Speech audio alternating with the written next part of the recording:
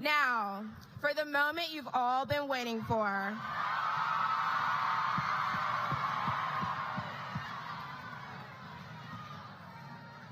Vice President Kamala Harris was born in Oakland, California to parents who immigrated from India and Jamaica. She graduated from Howard University, where she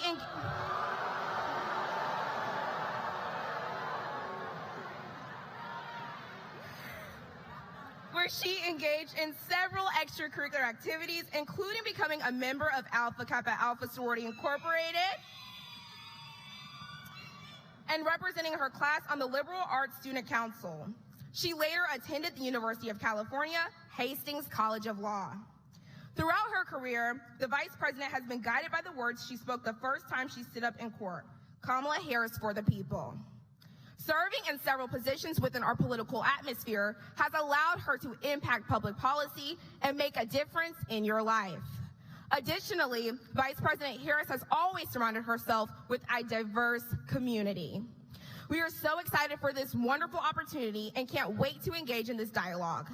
Please give a warm Hampton welcome to the first woman, the first Black American, and the first South Asian American to be elected Vice President, Madam Vice President Kamala Harris.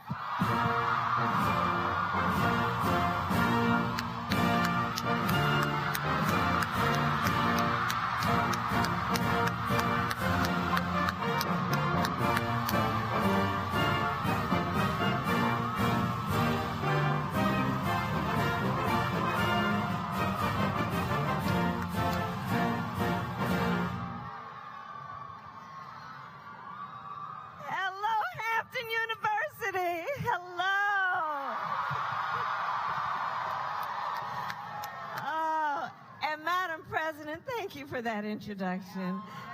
Can we hear it for Lillian? Oh, please have a seat, everyone. Terrence J, it's so good to be with you. Always, always a pleasure. Madam Vice President, I think I speak for everyone here today when I say we're honored to have you and honored to spend this time. Please give her another round of applause. But your team said they wanted to dive right in, so I'm going to begin with a very controversial double question, if you don't mind me asking. Madam Vice President, you are a proud graduate of Howard University, and we are here on the campus of Hampton University. So my first question, Madam Vice President, what do you consider the real HU, and who will win the football game this weekend?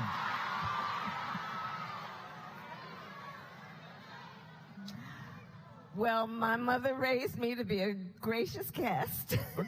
I love it. But let me say, and the President and First Lady of the university are here. I am so honored to be here at Hampton University. I am so truly honored. And it is because of the leaders who are here and the storied history of this, one of America's most excellent academic institutions, that I decided I wanted to kick off our Fight for Our Freedoms tour here at Hampton University. Starting things off with a bang. Now, over the next month, you're going to be visiting over 12 campuses across the country. And this is not a fluff tour. You are diving in on the issues. You are talking about fighting for our freedoms. Why did you decide to embark on this journey? Well, let me start by saying that, you know, I cannot tell you how I feel to be in this auditorium with these young leaders of our country. I remember, you're now 3 weeks into the start of school. I remember, so at Howard, we would convene at Crampton Auditorium. And I'll never forget, from the first day of school, freshman orientation, walking into that auditorium, as I'm sure so many of you, in particular the freshmen, did your first day, and being in awe about being at this place, knowing the shoulders that you stand upon and the expectation that your nation and the world has for you because of your excellence. I remember walking into that auditorium, just like this one, and realizing later in life that on that day, I met people that would be my friends for life. I was sitting next to people who I ended up being godparent to their children. I sat next to people whose weddings I attended. I sat next to people who literally one day I was in Paris at the subway, and I'm on the side waiting for the train, and I look on the other side for the opposite train, and there is one of my Howard classmates from years before. You all are in the midst of a most special experience. And I will tell you that the experience you are having right now is going to carry you through your life in ways that you have yet to realize and imagine. And so that's why I wanted to start this tour here, because I know what this school, Hampton University, means to the future of our country and our world. And so I am here for one reason, because I'm clear about that as the Vice President of the United States of America.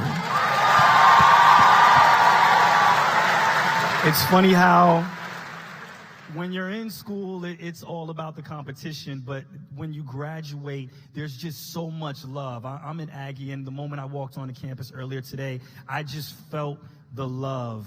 And you have a senior staff member, Stephanie Young, who went to school here, who I've worked with for years and years. Yeah. I work with so many different people from HBCUs, and I can just, piggyback off what you're saying on how exciting it is to be here. So thank you guys so much for having us. Thank you. Now, a lot of the young people here voted for the first time in 2020, 2022. Many of them will vote for the first time in 2024. What did they get for their vote? For those that voted, what did they get from that last election? Well, let's start with this. One of the reasons that I'm on this tour is that I want to emphasize, based on your point, that voting is like putting in your order. You vote saying, these are the things I want from my government, I want from my country, I want from my life and my future. And what concerns me sometimes is that our young leaders will be told that their vote doesn't matter. They will be told by just the forces that, they're unlikely to vote. And I know that's not true. And so part of why I have embarked on this tour is to highlight our young leaders and to be able to do what I can to share a microphone and a stage to highlight the issues that they are leading on and the issues that concern them. So when people voted in 2020, first of all, remember, it was in the height of a pandemic. How many people here voted in 2020? All right. So you voted during the height of a pandemic. You voted in a historic time where there was extraordinary loss in our country, extraordinary loss of life. Black folks in America, 1 in 4 knew someone who actually passed away because of COVID. You voted at a time where people were losing their jobs, losing a sense of normalcy. And in spite of all of that, in spite of the fact that people were literally being told to isolate themselves, you all got out and voted because you believed in yourself, the power of your voice through your vote, and the fact that you could actually have an impact. And what ended up happening in 2020, Terrence, record turnout of voters across the board, but record turnout of young voters. And it is because you voted that Joe Biden is president and I'm vice president of the United States.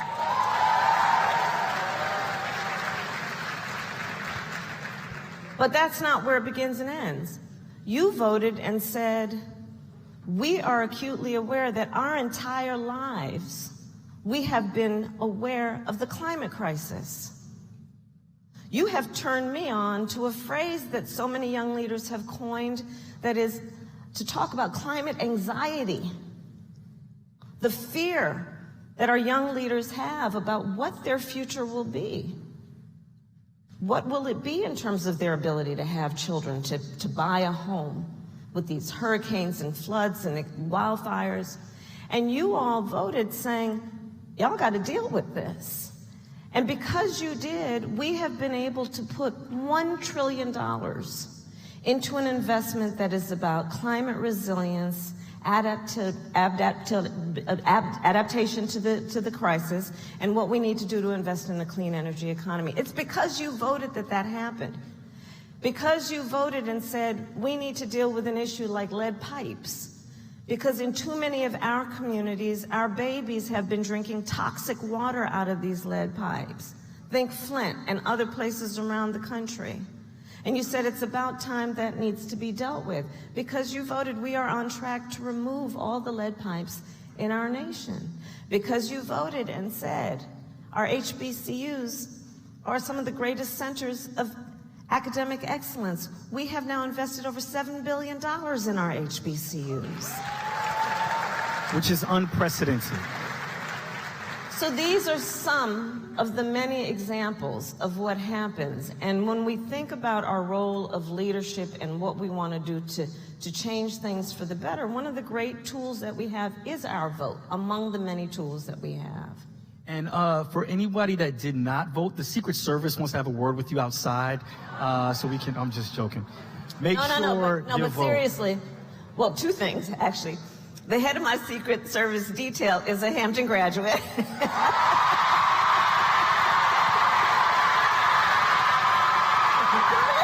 on out.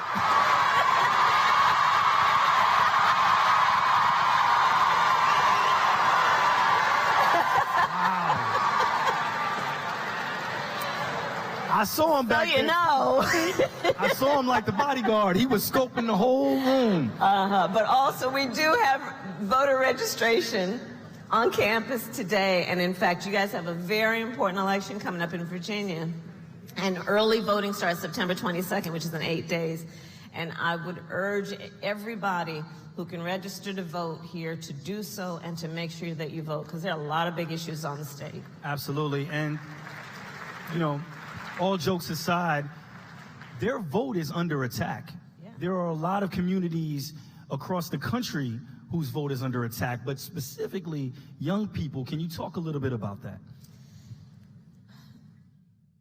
I've been traveling our country and the world, but I've been traveling our country, and I will tell you, when I look at what is happening in all of the regions of our country in different places, I believe there is an intentional, full-on attack against hard-won freedoms and rights. And I'm talking about the freedom to make decisions about your own body and the choices you will make about your future connected with that. The freedom to vote, the freedom to be and love who you love, the freedom to be free from gun violence and the fear of that, the freedom to have opportunity and know that it will be a priority to recognize where there have been historical disparities and to deal with that. The freedoms that are under attack right now in our country are very real.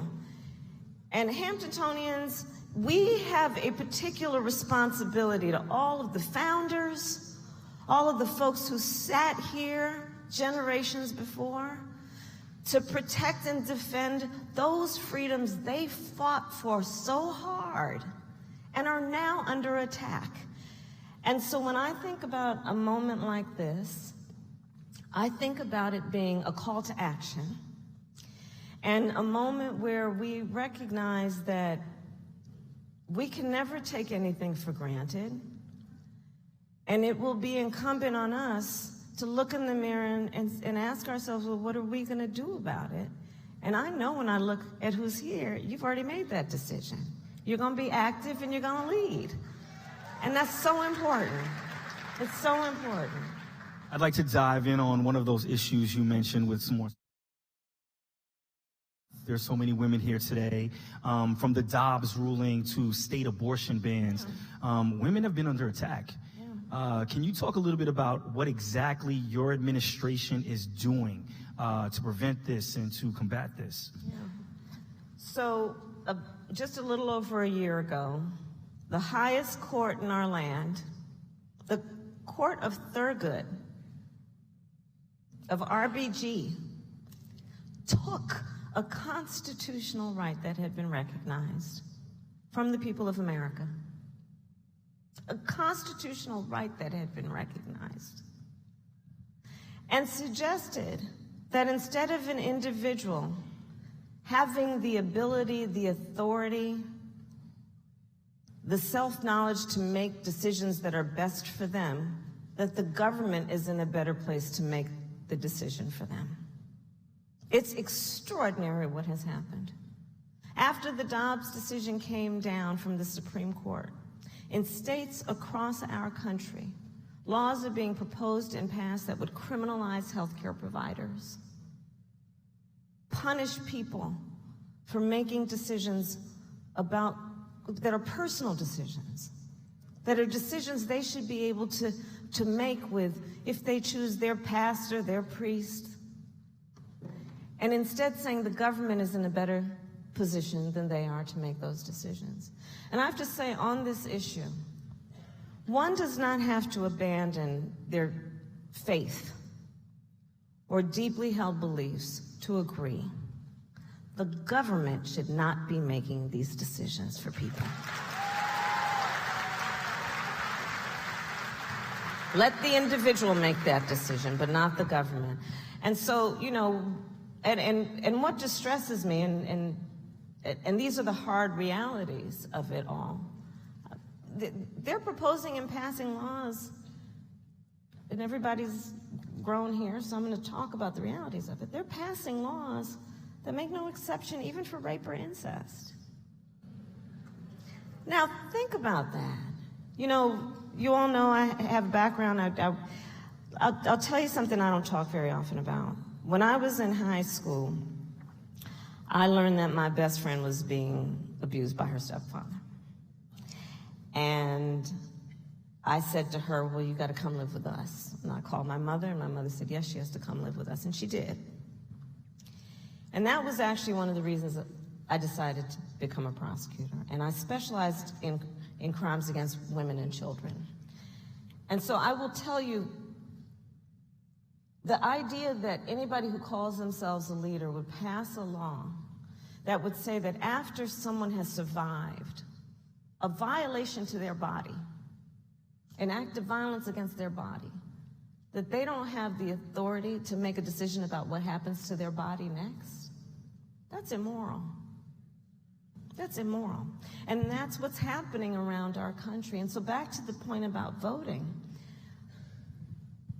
What the Supreme Court took away, the United States Congress has the power to put back in place. But that means we need the people in Washington, D.C. to have the courage to understand you can have your personal beliefs, but don't have the government telling people what to do with their body. Exactly, which is why it's so important, not just the presidential campaigns, those state, local officials are so important, because a lot of this is a state issue and not just a federal issue. It's an issue in terms of the federal issue is we need a Congress, so we need the majority of senators and in the House of Representatives to put forward a bill that would put back into law the protections of Roe v. Wade. So let's just go back to before the Dobbs decision, right? So that we need, because President Biden has said when they do that, he will sign that bill and make it law, which would undo then these laws that are being passed in these various states. The state elections, well, again, in 22 days, or in 8 days, on the 22nd, you can start early voting in Virginia. Why that's important is because the entire state legislature of Virginia is up for election. And the concern we have is that the governor here has said that he would sign a ban on access to abortion if the legislature passes it. And so we want to make sure that the people in the state legislature agree that y'all shouldn't be making those decisions for folks. They can make those decisions for themselves. And you should know Virginia is the only state left in the South that does not have a ban. You should know that the top 10 states with the highest maternal mortality, something I've been working on, in particular black maternal mortality, because black women are 3 to 4 times more likely to die in connection with childbirth than others. In the top 10 states with maternal mortality, they are also the states with a ban.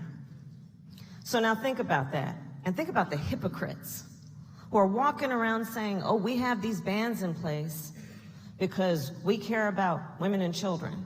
Well, then why have you been silent on maternal mortality if you care about that?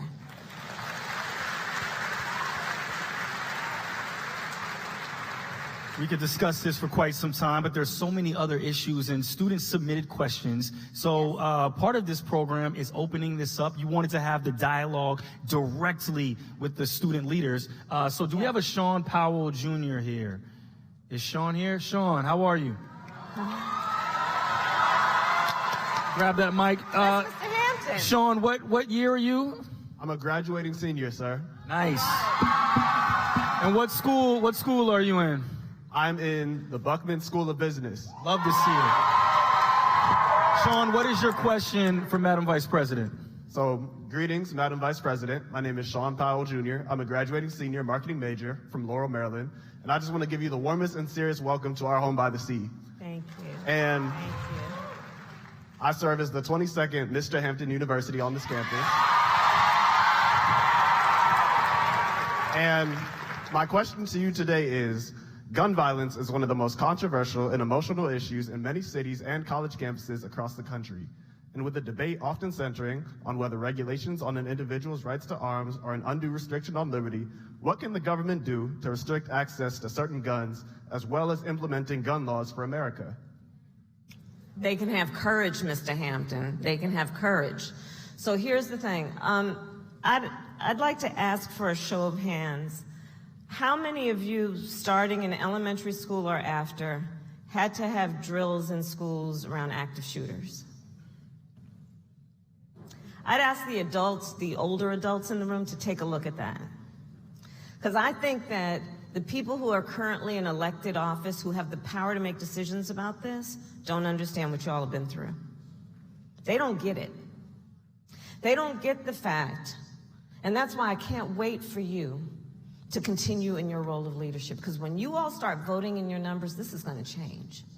They don't understand that on the first day of school, as young as elementary school, that our children, when learning the name of their teacher, and that's where the bathroom are learning how to quietly hide if there's an active shooter in their school.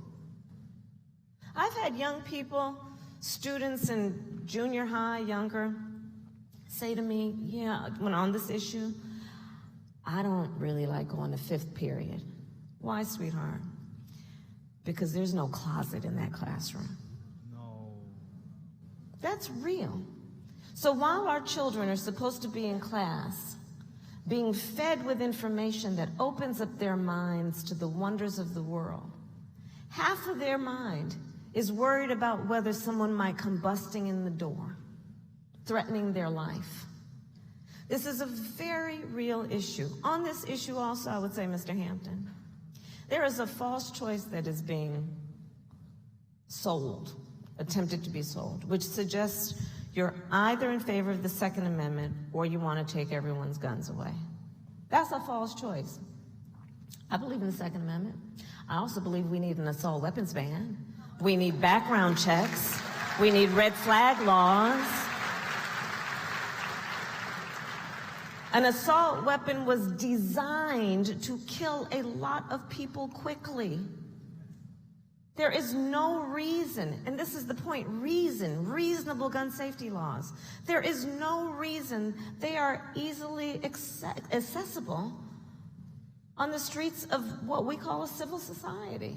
But we need the people who are in Congress in particular to have the courage to act, because, you know, various states have passed laws, but the reality is that guns are so accessible to anybody, and they're very easy to transport across state lines. We need Congress to act. That's another reason we need Congress to act.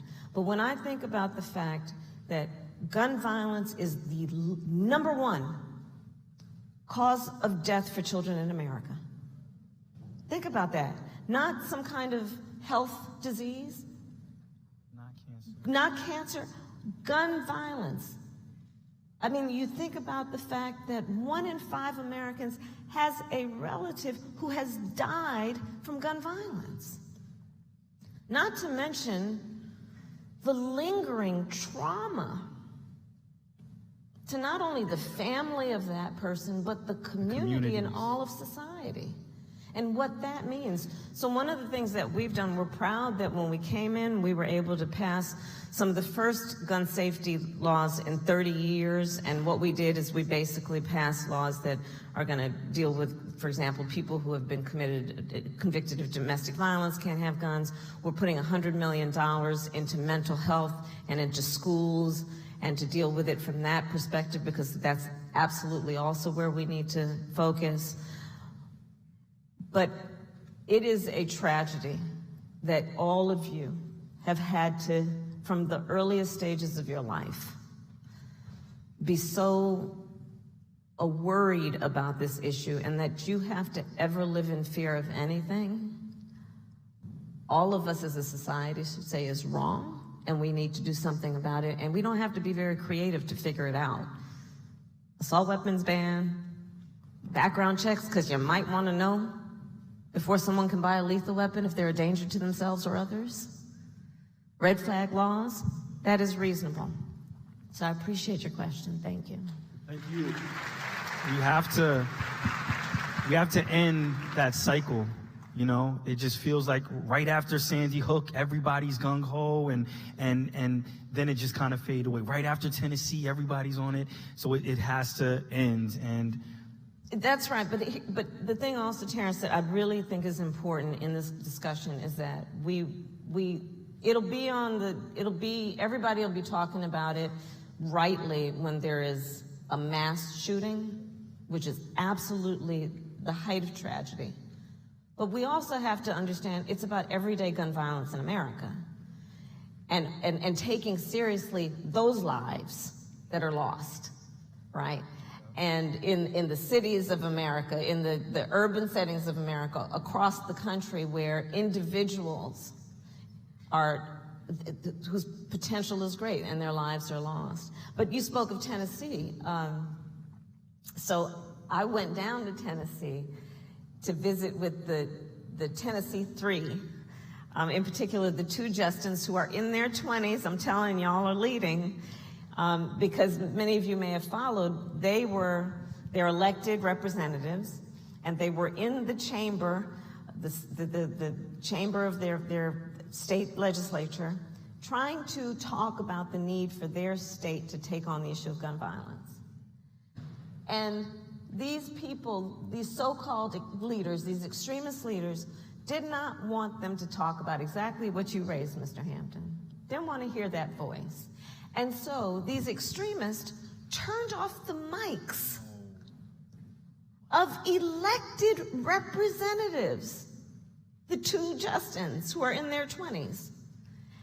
But here's the thing that was so wonderful about that. So they were like, okay, anybody got a bullhorn?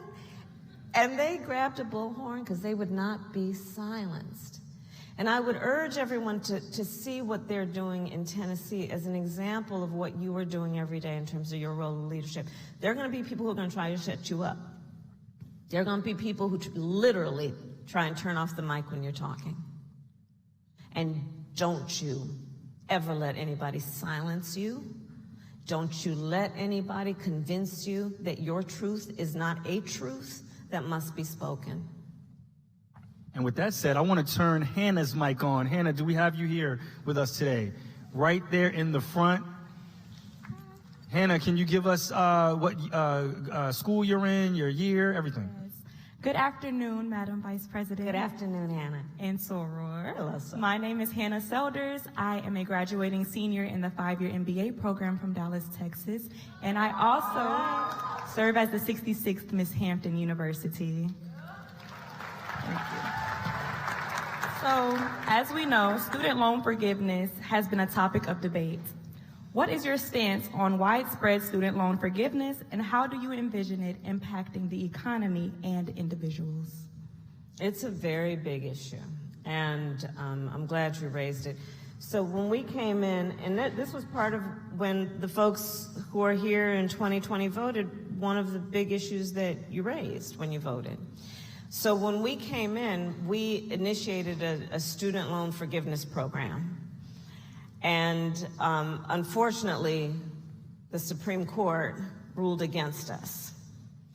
So we still have work to do there, right? But what we did do is we initiated then basically a program that is about the reduction of student loan payments. And everybody, I do need you to know about this because the acronym is SAVE, S-A-V-E, and especially for the juniors and seniors who are here, please take a look at what that program does. Because, for example, if you decide to graduate and go into public interest, maybe you will decide to go and be an entrepreneur or a social worker.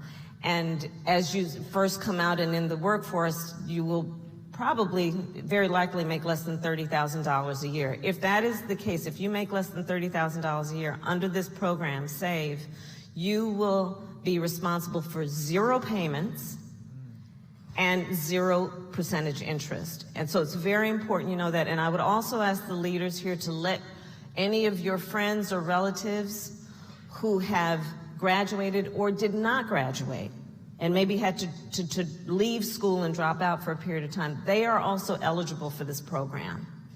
And so that's very important. But we really do have to get a handle on this issue because so many of our former students, whether they graduated or not, are dealing with an extraordinary amount of debt that is having an impact on their ability to start a family, to buy a home, or just to take a job that you actually want to take, but that may not pay you the kind of money that you need to actually pay off that loan in full. So we're going to still work on that. But we have to do what is also, I think, the responsible thing to do, to keep pushing and fighting for our ability as an administration. It's going to have to be litigation and all that, to allow for student loan forgiveness, especially for the folks who are out there doing good work that is so valuable to our society. Thank you so much. Thank you. And thank you so much, Hannah, for your question. We have a question from Madison Baldwin. Madison Baldwin. Hey, Madison. Tell me all about yourself. My name is Madison Baldwin. I am a first-year chemistry pre-med major from Marietta, Georgia. Good afternoon, Madam Vice President. It's a pleasure to be speaking to you. And what's your zodiac? I'm just playing. Go ahead. Go ahead. What's your question? So my question is on sea level rise challenges. Yeah. So the Norfolk, Virginia Beach metropolitan region in Southeast Virginia is ranked the 5th most vulnerable population in America based upon exposure to hurricanes with destructive water surge disasters, floods, and loss of life. These catastrophic storms are only slightly behind New Orleans, with vulnerable minority populations living at or below the elevation. What government policies would you recommend to better protect these communities? So thank you for that. And again, this is one of the many issues that we have discussed today, that when you all leave Hampton and when you continue in your role of leadership, I see, pardon the pun, but a sea change around what needs to happen.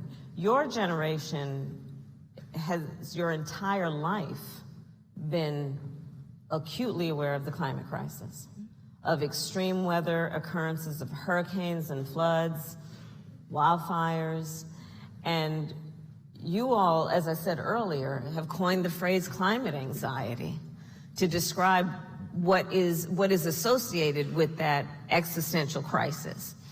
And so there are a number of things that we have done that I'm proud of since we came in office, including putting $1 trillion into a number of things that are about adaptation and resilience and what we need to do to build a clean energy economy. But you also raised an important point that is about environmental justice. Because if you look at, in particular, the South, you know, we talk about Cancer Alley, right? So I've been working on this issue for years and years and years. In fact, years ago when I was DA of San Francisco, I created the first environmental justice unit of any prosecutor's office. And to deal with the crimes that are occurring against communities of color and poor communities, dumping, Communities of color, poor communities have some of the worst air quality of any places in our country, right? And you look at it in terms of the impact on the ability of that community to thrive economically, to thrive when it comes to health and well-being. You look at what we know in terms of our children and high rates of asthma, it's all connected. And so focusing on this issue in particular that you've raised of environmental justice is an important one, which is to understand everybody is impacted by the climate crisis, but not everyone is impacted equally. And so we have to then deal with that. And I'm going to then point out a very important point when I refer to attacks on fundamental rights. There's an attack right now on diversity, equity, and inclusion. Yes. Where supposed so-called extreme leaders are suggesting it's a bad thing to care about and pay attention to inequities, to say DEI is a bad thing, when in fact, if we want fair outcomes, we must understand what are disparities and then accommodate and adjust for those disparities if we want equal outcomes. So environmental justice raises those points, right? Equitable outcomes. Is everyone coming out the same way? Well, if they don't, look, if you don't start on the same base, everybody can have an equal amount. You're still not going to end up on the same base, right? If we want equal outcomes, we need to take into account not everybody starts out on the same base, and we have to make adjustments. On the issue then of environmental justice, that includes looking at regions of our countries, such as the South, and making sure that we are putting the resources into helping those communities be able to adapt and be resilient from things like what we've seen in the South around, for example, sewage getting out of control, what we've seen in terms of the damage to homes because of flooding, and put resources into that. And I would encourage anyone who has an interest or knowledge in this to really think about that in terms of your career choices, because there's a lot of work that is happening now that is also about innovation. It is about looking at things like electric vehicles, looking at technology, looking at satellite technology in a way that we can create solutions to some of these very real problems that we're experiencing because of extreme weather incidents. Thank you. Thank you. Thank you so much for your question. Give it up for everybody that asked the question. Very nerve-wracking to do that, I'm sure. Great, great work. We're here. It's all about the fight for our freedoms. We've discussed so many subjects today, from women's health to gun control to climate change. So many different problems that our country needs solutions for. How do you stay optimistic during these trying times? Oh, I look around here and I'm very optimistic. Look, here's the thing. We were all born knowing that there's nothing we can take for granted. Those of us who have the blessing of having been from or currently are at an HBCU, we are taught history. And that history teaches us that there will be moments in our lives and in our country where we can take nothing for granted, and we realize that progress will only come out of our willingness to step up and fight for what is right. And so when I look at the turnout this afternoon in this auditorium of these leaders who have clearly decided that in their lives, they're not going to be passive observers of what is happening, but they are going to exercise self-determination. You are exercising self-determination to invest in your country and, by extension, your own future. That gives me a great deal of optimism. When I think about all the opportunity that is available when we reach for it, when I think about the fact that everyone here has been, or you are being taught to never hear no, to never hear it can't be done, To never hear, oh, well, no one like you has done that before, so don't try. We don't believe in that. I like to say I eat no for breakfast. Lunch and I don't dinner. hear no. I don't hear no.